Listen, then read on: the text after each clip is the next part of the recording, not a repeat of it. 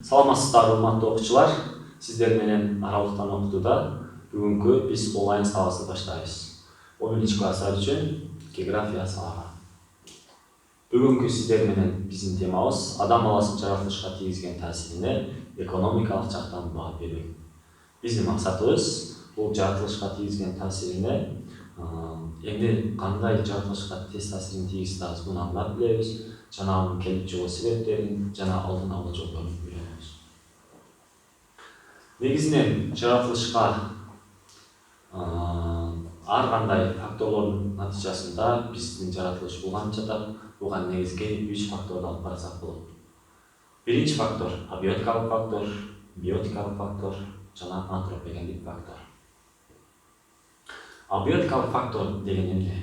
Бул абиотикалык фактор негизи жаратылышка сырттан таасир тийгизген жансыз нерселердин, мисалы күн, жамгыр, же болбосо жана башка нерселерди айтсак болот.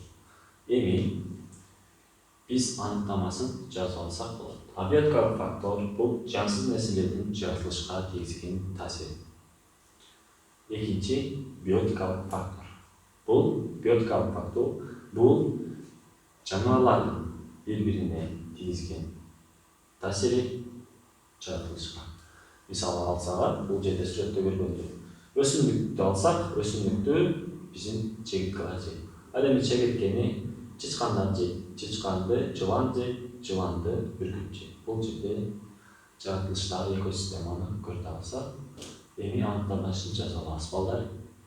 Абиотикалык фактор бул жандуу организмдердин жаратылышка тийгизген таасирин айтабыз. Ал эми үчүнчүсү антропогендик фактор. Антропогендик фактор бул өзү сүрөттө көрүп тургандай эле биздин жаратылыш кандай болсо, азыркы учурда адам баласынын жаратылышка тийгизген таасири өтө глобалдуу проблема болуп жатат. Антропогендик фактор бул адам баласынын жаратылышка тийгизген таасирин айтабыз. Буну тетрадка жазып алгыла балдар. Эми бул сүрөткө көңүл бурсак балдар. Азыркы учурда көптөгөн завод фабрикалар же болбосо дүйнө жүзүндө биз анча өнүккөн мамлекет болбосок дагы башка дүйнө жүзүндө өнүккөн мамлекеттерде атмосферанын булганышы өтө орчундуу маселе болуп жатат. Бул озон катмарынын жогорышы, парникелдиктин булганышы общий биздин жаратылышка таасирин тийгизип атат. Ал эми экинчи сүрөткө көңүл бурсак балдар, бул океан деңиз суулары, өзүбүздүн ичип жаткан дарыялар сууларынын булганышы. Үчүнчү биздеги бул каналдардын, дарыялардын кандай бизге азыр заводдон чыккан же башка жерден чыккан саркындуу сууларды айтабыз. Буларды эми экономикалык жактан баа беребиз. Мисалы атмосфераны булгап атабыз, деңиз сууларды булгап атабыз. Буга канчалаган акча каражатталат. Буну эч ким эсепке албайт. Эми балдар, ышыктоо иретинде сиздерге сүрөттөрдү көрсөтөйүн. Бул кайсы факторго келет? Буну сүрөттү көрдүңүздөрбү?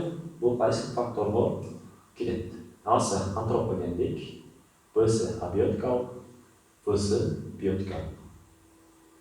Бул албетте абиотикалык фактор.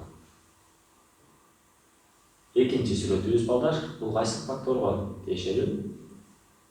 А-сы антропогендик, Б-сы абиотикалык, В-сы биотикалык. Бул өзүңүздөр көрүп тургандай эле антропогендик фактор. Адам баласынын канчалаган токойлорду кылып жатабыз азыр. Ал эми үчүнчү бул сүрөттө эмне балдар? А-сы абиотикалык, Б-сы абиотикалык, А-сы абиотикалык, В-сы антропогендик. Бул сиздер билгендей эле биотикалык фактор. Көңүл бурганыңыздар үчүн чоң рахмат. Кийинки сабакка чейин сак саламатта калыңыздар.